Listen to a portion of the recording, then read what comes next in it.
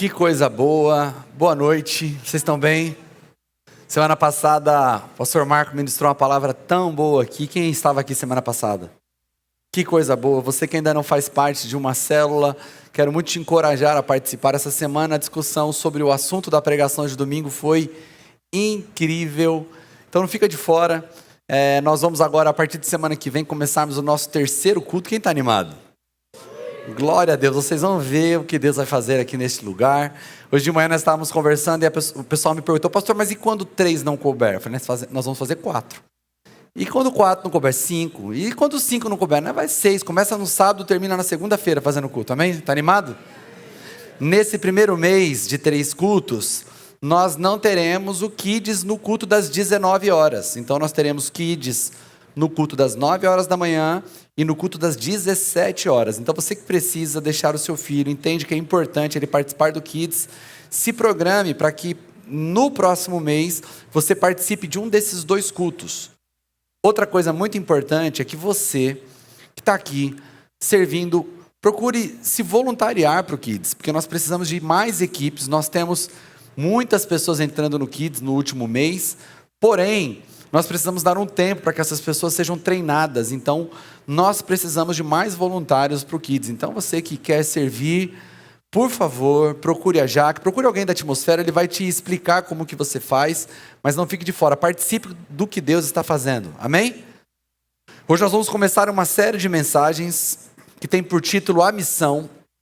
E eu tenho certeza que você vai ser muito abençoado. E nós vamos falar sobre a missão que Deus deu para cada um de nós. Talvez você pergunte: pastor, mas missão? Eu não estou sabendo de nada disso. Eu acho que quando eu assinei o contrato não estava essa parte aí de eu ser missionário, não. Eu acho que não tem nada a ver comigo, tem a ver com você. Todos vocês, todos nós que fomos alcançados pelo Senhor Jesus, fomos chamados para cumprir uma missão. Existe algo que nós falamos e que eu entendo que é cheio de boas intenções, mas acaba transmitindo um problema para o ouvido das pessoas. Quando nós falamos de missões, as pessoas dizem assim: você tem 3 formas de fazer missões. Talvez você já tenha ouvido isso em algum culto de missão. Ele vai dizer: a primeira forma de fazer missão é ir. A segunda forma de fazer missões é orar pelos missionários. E a terceira forma de fazer missões é contribuir financeiramente para abençoar a vida dos missionários. É verdade isso? É verdade, mas transmite algo muito ruim. Porque nós entendemos que missão só tem a ver com ir. E missão não tem a ver só com ir, tem a ver com estar. Nós estamos em missão aqui em Tapetininga, amém? E para falar de missão, não tem melhor lugar para nós começarmos do que o livro do Gênesis. O livro do Gênesis é o livro dos começos. É o livro do começo de todas as coisas. É o livro que explica como Deus criou o mundo a partir do nada. A ciência fica o tempo todo aumentando o número de anos que a Terra existe, porque para essa sofisticação que nós vemos na criação, eles entendem que nós precisaríamos de milhões de anos para que as coisas chegassem desse jeito. Mas eles nunca vão conseguir explicar como aquilo que não é pessoal se tornou pessoal. Aquilo que não tinha vida, passou a ter vida. Não dá para explicar como do nada tudo isso aqui foi criado. Então nós cremos no que a Bíblia diz, que Deus criou o mundo já assim, perfeito, pleno. Um mundo sem pecado, um mundo onde os seres humanos foram criados para governar, para dominar e para terem pleno relacionamento com o Senhor.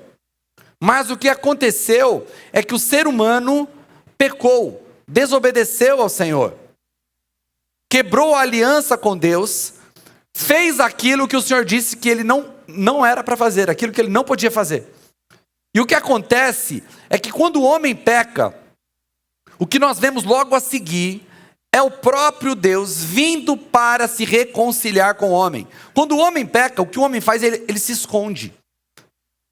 Em vez de ele procurar o Senhor arrependido, tentando se reconciliar, o que o homem faz é se esconder, envergonhado, e ele não procura o Senhor. Quem é que procura quem? Deus procura o homem. E Deus procura o homem como? Com solução. A Bíblia diz que quando o Senhor adverte o homem para não pecar, Deus vai dizer assim: se você fizer isso, se você comer do fruto do conhecimento do bem e do mal, certamente você morrerá.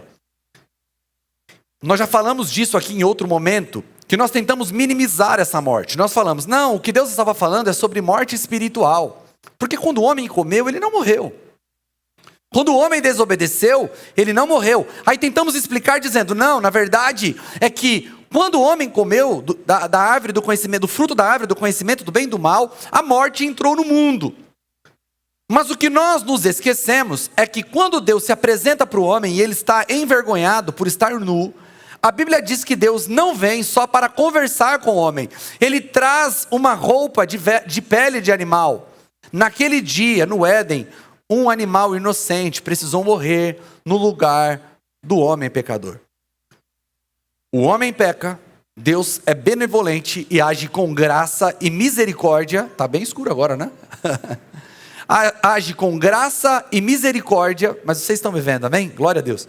Com graça e misericórdia, trazendo para o homem solução.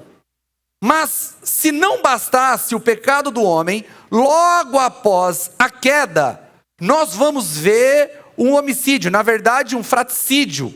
O homem, se não bastasse desobedecer ao Senhor, se não bastasse se afastar do Senhor, a Bíblia diz que logo após o pecado entrar no mundo, o que acontece é que Caim mata Abel, porque ele não se conforma de Deus ter aceitado o sacrifício do irmão e ter rejeitado o sacrifício dele e ele. Mas o que Deus faz quando Caim mata Abel? A Bíblia diz que Deus aparece para Caim e coloca uma marca nele. Essa marca servia para que quando Caim saísse do lugar onde ele estava, ele não fosse morto por outra pessoa por ter matado o seu irmão. Caim mata, Deus se apresenta, e se apresenta com uma solução, marcando Caim com misericórdia e graça. Se não bastasse o pecado de Adão e Eva, a morte que entra no mundo a partir de um homicídio, de um fratricídio, nós vemos a escalada de maldade chegar ao nível de alcançar toda a humanidade, ao ponto de Deus olhar para a terra e ter se arrependido de ter feito homem sobre a terra, e decide destruir, decide levar juízo para toda a terra. E em meio ao juízo, o que acontece é que Deus prepara a arca. Se o dilúvio fala de juízo, a arca fala de misericórdia do Senhor. Se não bastasse, depois de ter restado só uma família na terra, e Deus ter começado a partir de Noé outra vez, a Bíblia diz que logo após, no capítulo 11 de Gênesis, o que acontece é que os homens se reúnem na planície de Sinar para construir uma cidade e uma torre. É muito interessante quando nós olhamos para a cidade de Babel e para a torre de Babel, a declaração de independência do homem em relação a Deus. Eles dizem, vamos construir uma torre que alcance os céus, para que o nosso nome seja grande, e vamos fazer uma cidade, para que nós não sejamos espalhados por toda a terra. Deus diz, crescei, multiplicai e enchei a terra. Em Babel, os homens dizem, nós vamos fazer uma cidade e nós não seremos espalhados. Nós não podemos tirar Babel da narrativa bíblica. Um capítulo antes, nós vemos Deus inundar a terra com água. Um capítulo depois, os homens estão dizendo, vamos fazer uma torre. Quando nós éramos crianças, nós imaginávamos que ao construir uma torre, os construtores de Babel queriam chegar ao céu através de seus próprios esforços, mas não é isso que o texto diz. Eles estavam construindo uma torre para que o nome deles fosse grande, para que eles pudessem criar um monumento, para que eles fossem lembrados. Não dá para descartar a ideia de que num capítulo antes a terra é inundada por água, e agora eles estão dizendo, vamos construir uma torre muito alta. Eles estão dizendo, vamos buscar segurança em nós mesmos, vamos buscar identidade em nós mesmos, vamos buscar poder em nós mesmos, e vamos decidir o que faremos de nossas vidas. Deus diz para ir, nós decidimos ficar.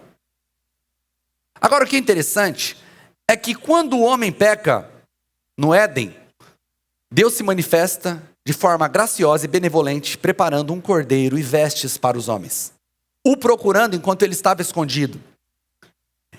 Com Caim, quando ele peca, Deus se apresenta de forma benevolente, fazendo uma marca nele para que a escalada de morte não continue. Quando Deus envia o juízo, a partir do dilúvio, Deus prepara a arca, uma resposta ao dilúvio, mostrando sua misericórdia. Mas quando nós vemos Babel, a impressão que dá é que foi quebrado um padrão. Deus se apresenta benevolente para Adão e Eva, Deus se apresenta de forma benevolente para Caim, Deus se apresenta de forma benevolente para Noé e para a humanidade a partir de Noé. Mas quando nós vemos Babel, a impressão que dá é que a única ação de Deus em Babel foi ter multiplicado os idiomas para espalhar os homens de forma forçada por toda a terra. Até que nós chegamos ao capítulo 12 de Gênesis, e eu quero que você leia comigo. Gênesis 12, do verso 1 ao verso 3. Então o Senhor disse a Abraão, você não leu errado, é Abrão mesmo, não está faltando uma letra ainda, o nome dele não tinha sido transformado para Abraão. Saia da tua terra, do meio dos seus parentes e da casa de seu pai, e vá para a terra que eu lhe mostrarei. Farei de você um grande povo e o abençoarei. Tornarei famoso o seu nome, e você será uma bênção. Abençoarei os que o abençoarem, e amaldiçoarei os que o amaldiçoarem. Por meio de você, todos os povos da terra serão abençoados. Abrão é uma resposta de Deus a Babel. Assim como Deus respondeu no Éden, assim como Deus respondeu a Caim, assim como Deus respondeu no dilúvio, quando o povo se declara independente de Deus, Deus levanta um homem para responder à declaração de independência do homem em Babel. Como que eu sei disso? Temos aqui muitos elementos importantes. O povo de Babel diz, vamos fazer um nome para nós. Vamos fazer uma torre para que o nosso nome seja grande. Nós faremos do nosso nome um nome importante. Deus se apresenta para Abraão dizendo, eu vou fazer o seu nome famoso. Em Babel os homens queriam construir um nome para si mesmo. Em Abrão Deus diz, eu vou construir um nome para você. Em Babel os homens dizem, nós vamos ficar. Em Abrão Deus diz, você vai ir. Nós nos apegamos, e é importante nos apegar à mudança de nome de Abrão para Abraão, porque Abraão significa pai de multidões. Mas nós nos esquecemos do significado do nome Abrão, e o significado do nome Abrão é pai exaltado e rei exaltado. Enquanto em Babel os homens querem construir um nome para si mesmo, enquanto em Babel os homens querem um nome exaltado para si mesmo, Deus se revela aos homens a partir de Abrão dizendo, eu sou um rei exaltado. Enquanto os homens queriam um nome para si mesmo, Deus se apresenta como aquele que tem um único nome que é exaltado. Abrão é a resposta de Deus à independência declarada em Babel.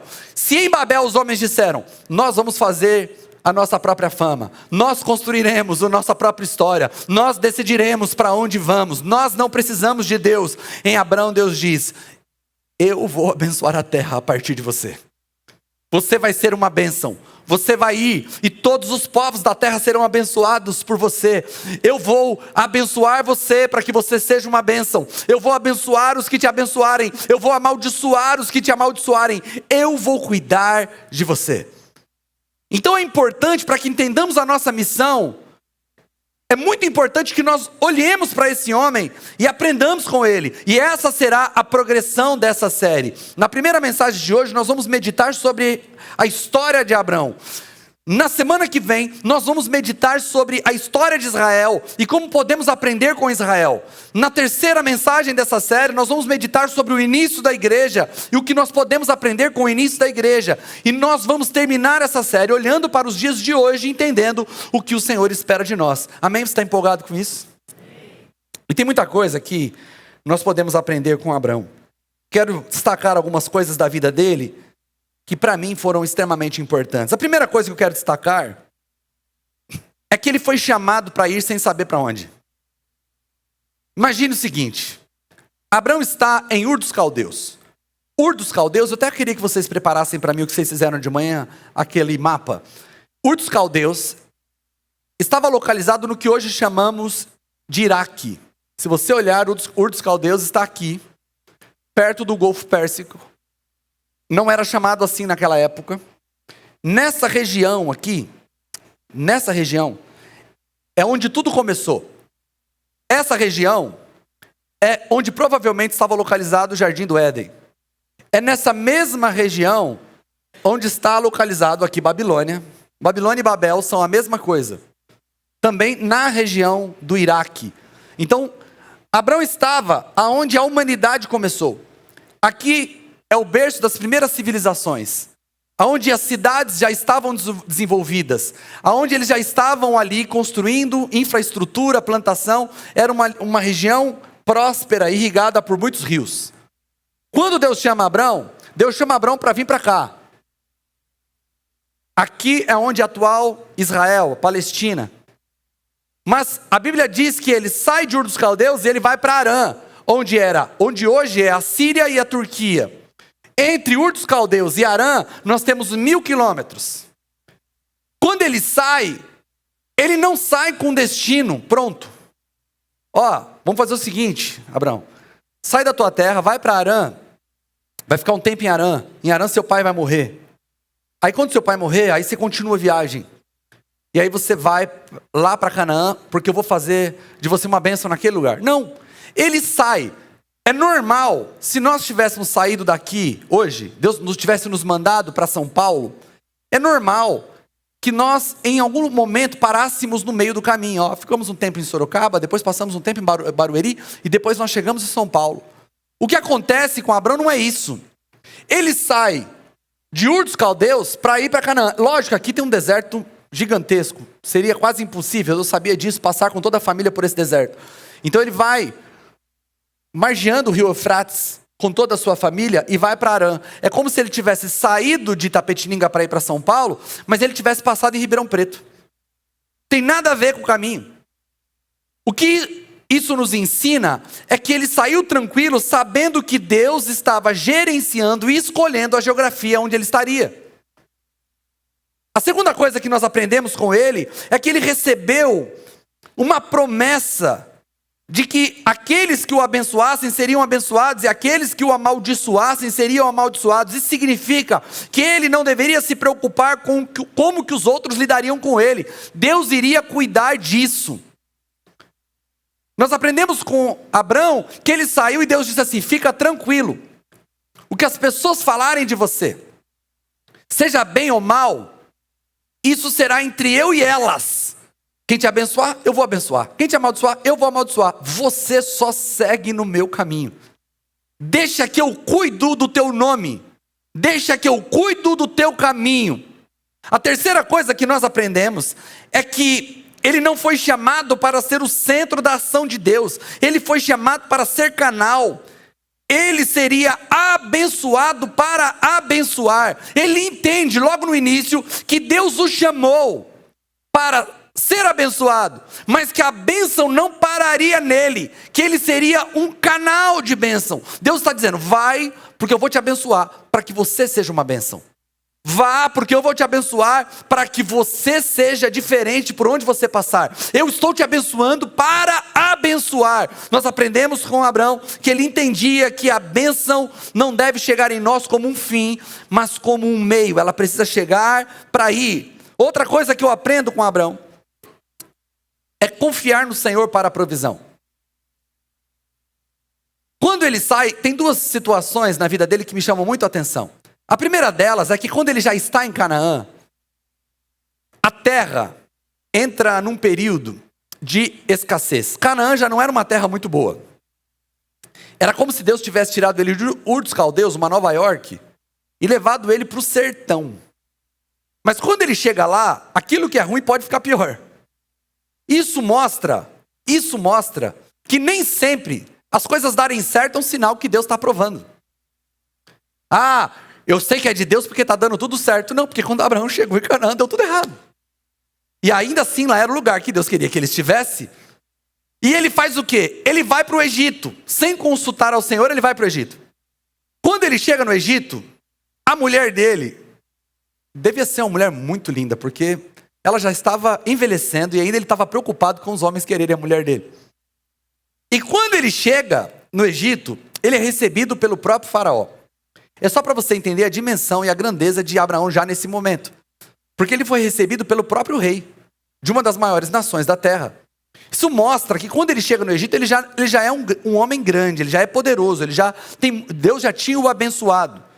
Mas quando ele chega lá, ele faz um acordo com a esposa, dizendo, olha, quando a gente chegar lá, fala que você é minha irmã. Porque se você falar que é minha mulher, o pessoal vai acabar me matando para ficar com você.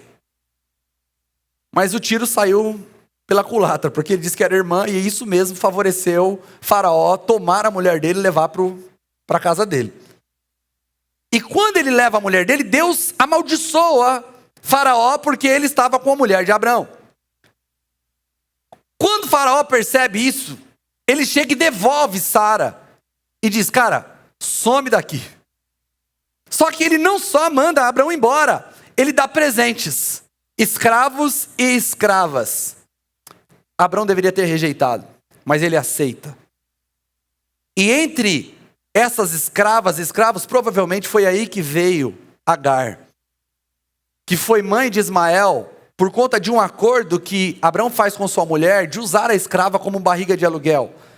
Ismael é pai de todos os árabes, assim como Isaac é pai de todos os judeus. A guerra começou lá atrás, existe até hoje, por conta de Abraão ter confiado em Faraó para receber ajuda. Mas, em contrapartida, em outro momento, quando Abraão vai lutar contra os reis que tinham saqueado Sodoma e levado Ló, seu sobrinho, como escravo, e ele vence a batalha, o rei de Sodoma quer dar tudo a Abraão, e ele diz, não, eu não vou aceitar nada de tua mão, para que você depois não venha dizer que o Senhor me abençoou por causa de você, eu vou aceitar só o que vem das mãos do Senhor. Abraão mostra que nós podemos falhar no trajeto e no caminho, confiando em pessoas.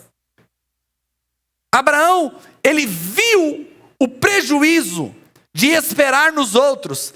Abraão nos ensina a abandonar toda a ideia de vitimismo. Quando nós saímos para fazer o que o Senhor manda, o Senhor não ensina a gente dizer que alguém faça algo por mim. Eu vou andar pelo caminho, que alguém possa me favorecer, que alguém me dê uma oportunidade. Não, ele sai tranquilo, sabendo que o Senhor está cuidando dele. E quando ele confiou nos outros, ele teve prejuízo. Mas ele aprendeu a confiar no Senhor para ter a sua provisão. Outra coisa que nós aprendemos com ele é que quando Deus pede o filho dele, ele precisa reafirmar o coração que ele entende que ele não é o fim das bênçãos. É incrível como Deus, ele faz a partir do nada. Ele criou a terra a partir do nada. No dilúvio, a Bíblia diz que nunca tinha chovido. A terra era irrigada de baixo para cima. Então ele faz a terra se encher a partir da chuva que nunca tinha acontecido. E quando Deus escolhe Abraão para ser pai de multidões, ele escolhe um homem que tem uma mulher estéril. E a partir da mulher estéril, ele faz ele ser um pai de multidões. Isso mostra que o nada é o terreno perfeito para Deus fazer coisas grandes. Sabe por que nós estamos crescendo aqui, gente? Porque Deus encontrou um monte de nada. E Deus é perito em fazer grandes coisas através dos nadas. Ele é perito em pegar quem não pode e fazer coisas grandes. Por isso que nós não devemos apresentar para Deus um currículo. Nós devemos apresentar para Deus a nossa fraqueza. Porque a Bíblia diz que quando somos fracos, aí que Ele é forte. Porque o poder dEle se aperfeiçoa na nossa fraqueza. E Deus dá a ele um filho a partir da mulher estéril. E quando Deus dá o filho, Deus diz assim, olha, eu quero que você me ofereça seu único filho como sacrifício. E a Bíblia diz que ele obedece ao Senhor, sobe o monte com teu filho para oferecer o sacrifício. E ele não recua, ele coloca o filho, ele amarra o filho, ele levanta o cutelo. E quando ele vai matar o filho, Deus fala, não precisa fazer isso. Agora eu sei que você não vai me negar nada, porque você não me negou o seu único filho. Porque ao longo do caminho, Abraão poderia dizer assim, agora eu tenho tudo. Eu estava em Ur dos Caldeus e lá eu era só mais um. Agora eu estou em Canaã e eu sou um dos homens mais poderosos da terra. Eu não podia ter filhos, agora eu tenho. Então eu fui um homem muito abençoado, se eu morrer agora, está tudo bem. Aí Deus fala, me dá teu filho. E ele mostra que ele entende que ele entende que ele não era o fim das bênçãos, que Deus tinha o chamado para abençoar, e que o filho que ele recebeu não era o fim das coisas, não era pronto, agora eu tenho o que eu quero, agora as coisas acabaram. Não, Senhor, eu saí da minha terra para fazer a tua vontade, e farei a tua vontade, custe o que custar, mesmo que isso custe perder aquilo que eu entendo ter sido a minha maior bênção. Nós aprendemos também com ele o fato dele ter tido o seu nome mudado. O fato de Deus ter se mostrado como Senhor dele. O nome dele é mudado de Abrão para Abraão. De pai exaltado, rei exaltado, foi mudado para pai de multidões. E nós sabemos que Deus estava marcando a mudança da vida dele. Deus daria a ele um filho. Deus queria despertar a fé daquele homem, que mesmo a mulher dele não podendo gerar filhos, que Deus já o chamava de pai de multidões. Mas a mudança de nome revela outra coisa muito importante. Naquele tempo, senhores mudavam o nome dos seus servos. Nós vamos ver que Jesus mudou o nome de alguns discípulos, mas nós também vamos ver que quando os judeus foram levados cativos para a Babilônia, a primeira coisa que os babilônios fizeram foi mudar o nome dos judeus que foram. Misael, Azarias e Ananias foram mudados, tiveram seus nomes mudados para Mesaque, Sadraque e Abednego. Aqueles que dominavam, mudavam o nome dos dominados. Quando Deus muda o nome de Abrão para Abraão, Deus está dizendo para ele: eu sou o teu Senhor, você está aqui para me servir. E ele entendeu isso. E por fim, ele se torna o pai da fé, porque ele aprendeu a se mover pela palavra de Deus. E eu quero destacar aqui 4 verdades para as nossas vidas, para que nós possamos sair daqui hoje já aprendendo com ele. Eu sei que nós vamos ter uma série inteira para nós compreendermos a nossa missão, mas eu quero que você saia daqui hoje com o seu coração queimando pelo Senhor, entendendo que o Senhor te chamou para ser uma bênção. Amém, queridos? A primeira coisa que eu quero destacar é que nós somos a resposta de Deus e a continuidade de Abraão. Olha o que está escrito em Gálatas capítulo 3, verso 29. Se vocês são de Cristo, são descendência de Abraão e herdeiros segundo a promessa. Irmãos, deixa eu dizer uma coisa para vocês. Todos nós queremos ser abençoados e nós o somos. Mas deixa eu dizer uma coisa. Deus não nos chamou só para nos abençoar. Deus nos chamou para ser um canal de bênção. A premissa da missão é ser uma bênção para os outros. Eu sei, talvez você esteja aqui hoje precisando de algo. Talvez você está aqui hoje dizendo: Senhor, eu quero ser abençoado. Nós cantamos isso durante nossa vida, que nós queremos ser abençoados. Nós aprendemos com Jacó a lutar para sermos abençoados. Nós dizemos: a única coisa que eu quero é a bênção de Deus para a minha vida. Senhor, me abençoa. Eu sei que a tua bênção é tudo o que eu preciso. Mas deixa eu dizer, com Abraão nós aprendemos que nós precisamos ser uma resposta aonde nós estivermos. Talvez a vida toda você diz: não, eu preciso de uma bênção. Senhor, não vou desistir. Nós cantamos isso. Eu preciso ser abençoado. Talvez você tenha feito campanhas buscando por uma bênção, e aí você recebeu, e aí você escolheu outra bênção para fazer outra campanha. Eu não estou dizendo que você não deve desejar ser abençoado pelo Senhor. O que eu estou dizendo é que aprendemos com Abraão que muito mais importante do que buscar uma bênção é entender que nós somos canal de bênção. O Senhor te chamou para ser uma bênção onde você estiver. Quantas pessoas dizem: pastor, ora por mim, para Deus me tirar do meu emprego. E eu pergunto: por quê? Pastor, lá as coisas estão difíceis, as pessoas estão me perseguindo, o ambiente é pesado, a energia é ruim, eu quero um lugar melhor. Sabe por que você está pensando assim? Porque ainda você está se vendo como o fim das coisas. Deixa eu dizer, aquele lugar onde você está precisa de uma resposta, e você é a resposta para aquele lugar. O ambiente onde onde Deus te colocou, você é uma resposta para aquele lugar. Você precisa ser uma bênção para a tua família. Você precisa ser uma bênção no lugar onde você está. As pessoas precisam se lembrar de você dizendo: aquela pessoa é uma bênção. Ela é uma bênção. Não, nós queremos ser abençoados. Nós queremos que as pessoas façam algo por nós. Ficamos tristes quando as pessoas não fazem aquilo que esperamos delas.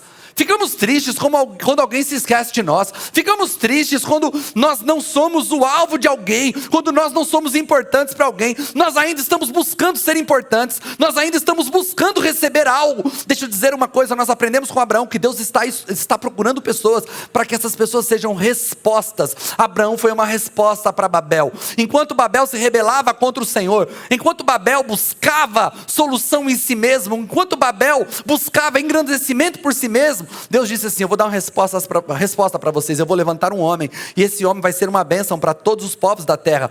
E nós estamos aprendendo, Paulo está nos ensinando que nós somos herdeiros de Abraão. Deus está ainda à procura de Abraãos aqui nesse lugar, para que eles sejam uma bênção por onde eles passarem. Quando é que você vai entender que você foi chamado para ser uma bênção? Pastor, não estão me valorizando, estão me rejeitando, as pessoas estão, onde eu passo parece que as coisas não estão dando certo para mim, e você continua clamando, você continua chorando, você continua preocupado. Deixa eu dizer uma coisa, hoje, se tivesse uma coisa só que eu pudesse ensinar e dizer, se você sair com isso está tudo bom, está tudo certo, você tem que sair daqui dizendo: eu vou ser uma bênção a partir de agora. Você podia dizer isso para o teu irmão e me ajudar a pregar? Fala assim: você é uma bênção. Amém? Você é uma bênção? A segunda coisa que nós aprendemos com Abraão, eu quero destacar, é que não importa o pretexto de Deus para você estar onde você está hoje, mas Deus gerenciou a sua geografia. Sabe o que é interessante? É que Abraão sai sem saber para onde vai. Aí ele vai para Padã Arã. De Padã Arã, ele vai para Canaã. E quando ele está ali em Canaã, a Bíblia diz que a terra já não comportava mais as ovelhas de Abraão e de Ló. Ele vai até o alto de uma colina, junto com seu sobrinho, e fala: ó, já não dá mais para a gente viver junto. Escolhe para onde você vai. Se você escolher o lado direito, eu vou para a esquerda. Se você escolher o lado esquerdo, eu vou para o lado direito. Olha que interessante. Ele não fala assim: não, Deus falou para mim que é aqui o lugar. Não, ele está tranquilo. Ele deixa Ló escolher. Aí Ló olha para Sodoma, aqueles lugares, as campinas lindas, ele fala: não, eu vou para lá. Ele fala: tá bom, é lá que você quer? Então eu vou para lá. Ele não está preocupado se ele está recebendo aquilo que aparentemente não é o melhor. Ele está plenamente confiante que Deus está gerenciando a geografia. Ele está onde Deus quer que ele esteja. Deixa eu dizer, o lugar que você está é onde Deus quer que você esteja. O acesso que você tem a algumas pessoas eu não tenho. Deus te colocou exatamente no lugar onde você tem que estar. Você está morando na cidade que Deus quer que você more. Pastor, eu nem sei porque eu estou em Itapetininga. Você está aqui porque Deus quer que você esteja aqui. Em 2022, quando eu vendi minha oficina, muitas pessoas chegaram e falaram: acho que agora o pastor vai embora de Itapetininga, porque agora ele vendeu a oficina dele. Quando ele veio para a cidade, ele veio por conta da empresa, e agora ele vendeu a empresa, não tem mais o que ele fazer aqui. Irmãos, isso foi só o pretexto de Deus. Eu nunca vim aqui por conta da empresa, eu vim para essa cidade porque Deus queria que eu estivesse aqui. Você precisa entender que Deus está gerenciando a sua geografia. Deus te colocou na camada social que você precisa estar agora. Isso quer dizer que você nunca vai mudar? Talvez você mude, Deus está gerenciando isso. Mas se um dia mudar, Deus estará te colocando em um novo lugar para que você seja um missionário nessa área, nesse lugar. Deus te colocou no trabalho onde você está para que você seja um missionário onde você está. Deus te colocou na família onde você está para que você seja um missionário aonde você está. Deus te colocou no bairro, na localização onde você está hoje para que você seja um missionário naquele lugar. Então fazer missões não é só ir. Fazer missões é entender que eu estou no lugar da minha missão. Eu tenho conversado muito isso com os meus filhos. Eu chego para os meus filhos no nosso culto doméstico e eu sempre falo com eles: gente, crianças, preste atenção. Nós somos missionários. Deus poderia ter nos mandado para a Etiópia. Deus poderia ter nos mandado para o Zimbábue. Deus poderia ter mandado a gente para o Afeganistão. Deus nos mandou para Itapetininga. A gente é muito privilegiado. Todos vocês são missionários. Deus poderia ter mandado vocês para qualquer lugar difícil, onde vocês poderiam estar agora tendo malária, um monte de problema, perseguido, sendo morto. Deus te mandou para Itapetininga. Deus te mandou para Angatuba. Deus te mandou para São Miguel. Deus te mandou para Sorocaba. Não importa onde você mora, Deus te mandou. Se sinta privilegiado. Você foi chamado para ser missionário neste lugar. Deus está gerenciando a sua geografia. A terceira coisa que eu aprendo com Abraão é que nossa carne clama por reconhecimento e segurança. Mas o Deus que nos chama quer que confiemos no nome que Ele nos dará e não como os homens nos chamam. Olha o que está escrito em Provérbios 29 e 25. O temor aos homens gera ciladas, mas quem confia no Senhor está seguro. Nós não estamos aqui para construir um nome para a gente. Pode ser que daqui 30 anos ninguém se lembre de quem foi o Mateus em Itapetininga. Eu não sei quem foi que pregou a palavra para minha família. Meus avós já eram cristãos. Eu não sei quem foi a primeira pessoa que apresentou Jesus para minha família. Esse nome morreu com a história. Mas o que não morreu foi o efeito que essa pessoa, que foi uma bênção na minha família, causou. É uma família inteira servindo a Jesus. O nome pode morrer com aquele que foi uma bênção. O que não vai morrer é a ação. Deixa eu dizer uma coisa para você. Nós vivemos preocupados como as pessoas vão nos chamar. Nós estamos preocupados com a nossa reputação. Nós ficamos pensando como as pessoas nos conhecem, o que as pessoas pensam de nós. Deixa eu dizer uma coisa, isso é temor dos homens, e o temor dos homens nos causa cilada. Nós não devemos temer aos homens, nós devemos temer ao Senhor. O Senhor está cuidando de você. Pare de se preocupar com o que os outros pensam de você. Isso revela a tua insegurança. Isso revela o quanto você ainda se preocupa com as pessoas, o quanto Deus é pequeno e as pessoas são grandes em sua vida. Você precisa entender que quando Abraão sai da terra, Deus está dizendo, só faz o que eu estou mandando. Quem te abençoar, eu abençoo. Quem te amaldiçoar, eu amaldiçoo. Deixa que eu cuido, deixa que eu gerencio o que as pessoas pensam de você. Você só tem que estar preocupado com o que eu penso ao seu respeito. Nós não conseguiremos cumprir o que Deus nos mandou fazer se nós continuarmos preocupados com o que os outros pensam.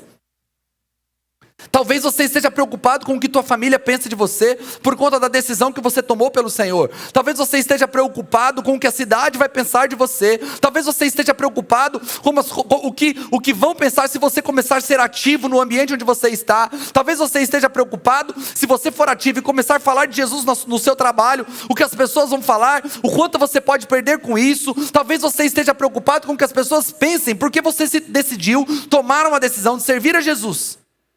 Deixa eu dizer, não se preocupe com nada disso. Deixa que Deus cuida da tua reputação. O que você tem que se preocupar é em agradar ao Senhor. Amém, queridos? E por último, o que nós aprendemos com Abraão é que ele é nosso pai quando se diz respeito a crer. Ninguém pode permanecer sem crer. A fé precisa superar nossos sentimentos. Olha o que está escrito em Gálatas, capítulo 3, versos 6 a 8. Assim foi com Abraão. Ele creu em Deus e isso foi-lhe atribuído como justiça. Saibam, portanto, que aqueles que têm a fé são filhos de Abraão. Prevendo a Escritura que Deus justificaria os gentios pela fé, anunciou primeiro o Evangelho a Abraão: por meio de você, todas as nações serão abençoadas. Queria te convidar a ficar em pé. Não tem como nós sermos uma bênção se nós não estivermos completamente envolvidos com o Senhor. Esses dias eu ministrei num ato fúnebre e eu falei sobre as palavras de Moisés no Salmo 90. Ele vai dizer: ensina-nos, Senhor, a contar os nossos dias para que alcancemos um coração sábio. Esses dias eu acho que eu já contei isso aqui. Eu me reuni com meus filhos num culto doméstico e nós começamos a discutir sobre isso. Eu falei para eles: filhos, o que aconteceu 30 dias atrás? E nós entendemos que eles não lembravam o que aconteceu 30 dias atrás. Então começamos a falar sobre o que aconteceu em 2016. E eles se lembraram de uma ou duas coisas. 2017 de mais uma ou duas coisas. 2018 mais uma coisa. Por fim, de 2016 a 2026, nós nos lembramos de talvez 15 coisas importantes. E eu falei: é isso que Moisés está dizendo. Nós aprendemos a contar os anos, mas deixamos de aprender a contar os dias. E a vida de alguém se resume a 20, 30 coisas importantes. Isso é pouco demais para uma vida de muitos anos. Depois eu comecei a tentar lembrar o que tinha acontecido nos últimos 30 dias, e nós tínhamos nos lembrado de 5 ou 6 coisas. E eu falei: sabe o que é triste? É que nós vivemos 365 dias num ano, e às vezes nos lembraremos de 15 ou 20 dias desse ano. A maioria dos dias nós passamos vivendo uma vida tão ordinária que nós nem nos lembramos o que fazemos. Mas deixa eu dizer uma coisa para você. O que vai te sustentar não são os eventos, os poucos eventos de sua vida. O que vai te sustentar na caminhada com o Senhor é a sua relação com o Senhor. Nesse último culto doméstico em casa, nós discutimos a diferença entre intimidade e comunhão. Talvez, você se entenda íntimo do Senhor. E você diga, não, eu sou íntimo do Senhor. Porque em algum momento da sua vida você viveu alguma coisa muito especial. Mas deixa eu dizer, se você foi íntimo de uma pessoa 20 anos atrás, 20 anos depois, você já não sabe mais o que aconteceu na vida dessa pessoa. Se você se diz íntimo do Senhor, isso só será verdade se você tiver comunhão. Porque nos dias difíceis, o que vai te sustentar não é o que aconteceu 10 anos atrás. O que vai te sustentar é a tua relação com Ele do hoje. O que vai te sustentar é você continuar crendo. A história de Abraão é uma história incrível, mas nós conseguimos narrar a história toda em 30 minutos. O que sustentou Abraão não foi os grandes eventos, foi o caminhar com o Senhor. Talvez você passará por crises de fé. Talvez você vai pensar em desistir. Talvez em algum momento, tudo que você viveu não vai fazer sentido nenhum. O que vai te sustentar no dia mau é você continuar crendo. Abraão, ele é o nosso pai quando se diz respeito a crer. Talvez você já tenha passado por crises de fé. E talvez essa crise de fé, ela aconteceu, talvez, porque você não foi abençoado como você queria ser abençoado. Talvez você passou por uma dor muito grande, não teve resposta do Senhor. Ou simplesmente é porque você abandonou a comunhão. Você não tem tido tempo com o Senhor. Nós não temos tempo com o Senhor para ter intimidade. Nós temos tempo com o Senhor para nos mantermos ativos em nossa comunhão. Porque nós precisaremos disso no nosso dia a dia. Você foi chamado para ser uma bênção. Mas não dá para ser uma bênção se nós não estivermos em contato com o provedor de todas as bênçãos. Eu queria te convidar a fechar os olhos nesse momento. E eu queria que você fizesse uma oração de arrependimento. Talvez você tenha percebido quão egoísta você é. O quanto você só pensa em você. Essa semana eu conversei com alguém que disse para mim, pastor, eu estava pensando em mudar de casa, mas eu estava pensando, a casa que eu moro, ela é muito boa, porque não tem célula naquele lugar. E eu quero que a minha casa seja um lugar de bênção. Deus está à procura de pessoas que parem de pensar só em si mesmo, e elas digam, Senhor, eu quero ser uma resposta. Você podia fazer uma oração ao Senhor, dizendo, Senhor, eu quero ser uma resposta.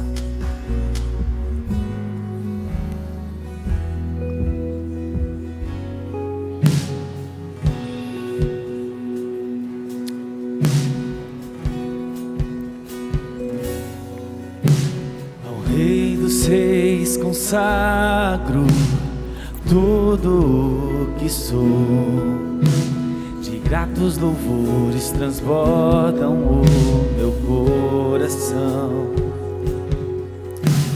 A minha vida eu entrego nas tuas mãos, meu Senhor, pra te exaltar com todo meu amor.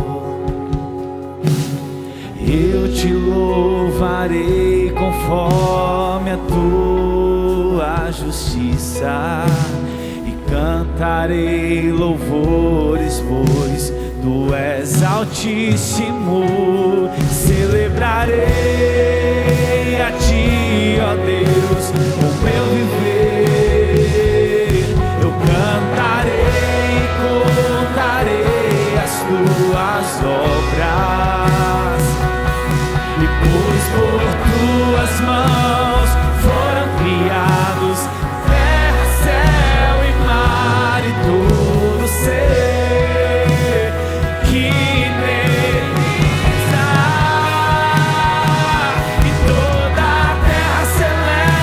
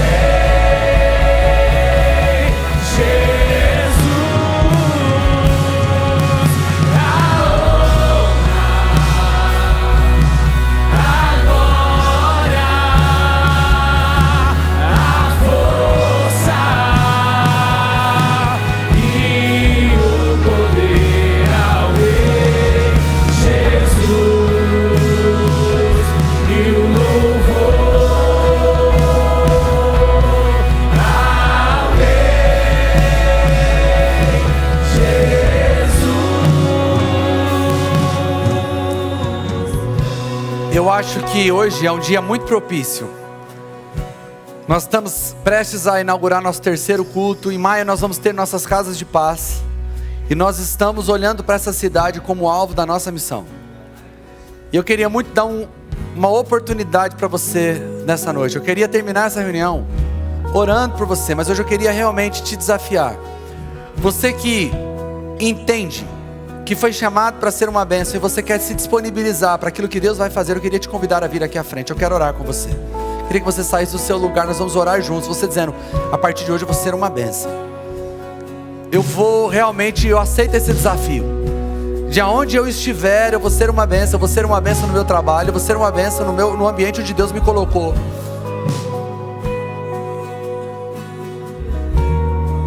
Você que entendeu que Deus te chamou para o lugar onde você está, pode sair, não importa se a gente bagunçar isso aqui tudo, ainda vamos terminar com uma decisão muito clara, dizer assim, eu vou ser uma bênção, eu vou ser uma bênção. Talvez até hoje você tenha se preocupado muito em receber algo do Senhor.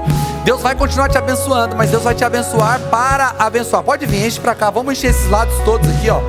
Vamos nos espalhar aqui.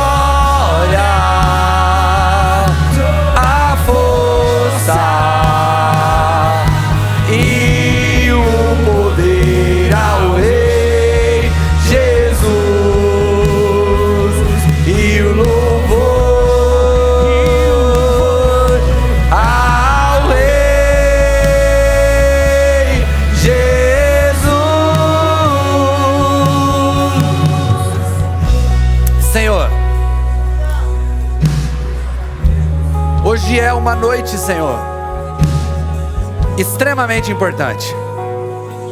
No dia 25 de fevereiro, Senhor, de 2011, eu estava sendo ordenado pastor nessa cidade.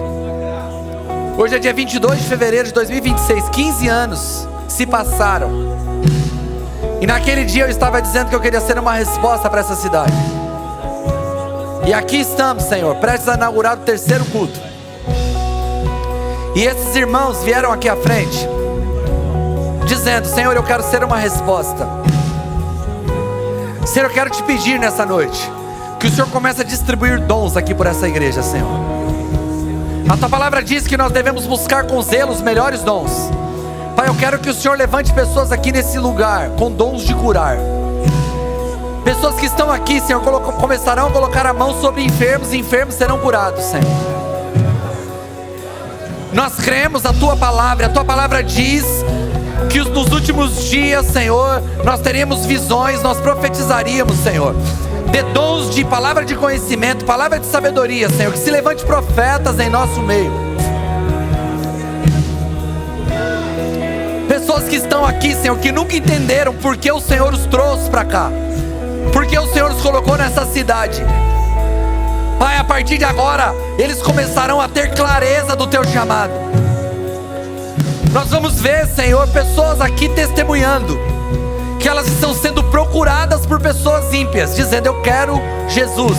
E essas pessoas serão responsáveis por um período de grande avivamento nessa cidade.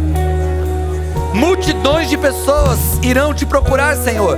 E essas pessoas que aqui estão serão resposta para essa cidade. Senhor, daqui algumas décadas, essa cidade será totalmente rendida a Ti. Talvez nós sejamos esquecidos, mas o que nós fizemos nunca mais passará, porque nós estamos decidindo seguir a Tua voz, seguir o Teu chamado. Pai, hoje é um dia ímpar, é um dia profético, Senhor. É um dia que o Senhor está marcando uma mudança de fase em nossas vidas. E nós reconhecemos o teu senhorio. Nós reconhecemos que assim como o Senhor mudou o nome de Abrão para Abraão, o Senhor está mudando a nossa estação. E Pai, nós viveremos a partir de agora um tempo de crescimento que nunca mais poderá ser comparado com o que nós vivemos até hoje. Pai, milhares de pessoas serão alcançadas para Ti. Todos os bairros dessa cidade, Senhor, serão alcançados pela Tua palavra.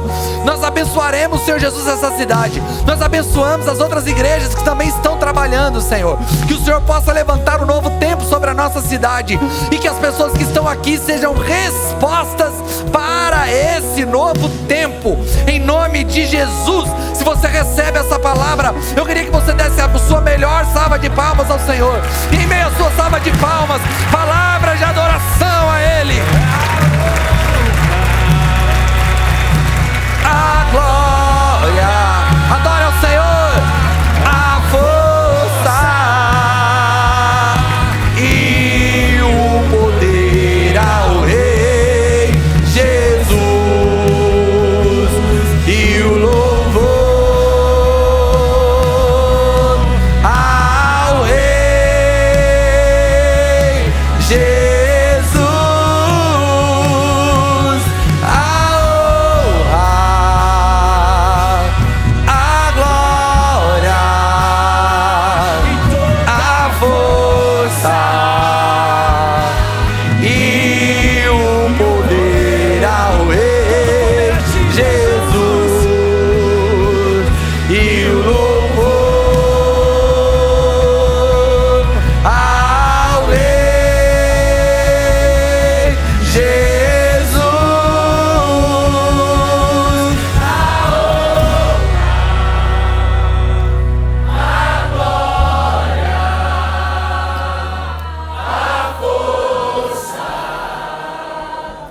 E o poder ao Rei Jesus, e o louvor ao Rei Jesus. Mais uma vez, declare a honra. A honra, a glória, a força e o poder ao Rei Jesus, e o louvor ao Rei Jesus. Senhor, nós queremos te render graças. Nosso coração está incendiado pelo teu poder. Pai, eu já estou com expectativa dos testemunhos que eu vou ouvir. Hoje nós fomos marcados por tua presença, Senhor. É impossível não reconhecer o que o Senhor fez aqui hoje, Senhor. Desde a hora do louvor, a tua presença é palpável. No culto da manhã, a mesma coisa. Nós entendemos, Senhor, o recado, e nós aceitamos o desafio de fazer a tua vontade, custe o que custar, Senhor. Essa semana, Senhor, as nossas células foram regadas pela presença do teu Espírito. Nós vimos, Senhor, o Senhor se mover de uma forma especial, e isso se confirma no culto de hoje. Nós aceitamos o desafio, Senhor. A partir de semana que vem nós temos um desafio de uma reunião a mais. Pai, nós já estamos cheios de expectativa, sabendo que ainda assim ficará pequeno esse lugar, porque nós temos crido em teu nome, vivido pela fé em ti. Que o amor de Deus, a graça de Jesus Cristo, seu Filho, e a comunhão do Espírito Santo esteja sobre cada um de nós, desde agora e para todos sempre. Que Deus te abençoe, para que você seja uma bênção, em nome de Jesus, amém e amém. Que sua semana seja incrível.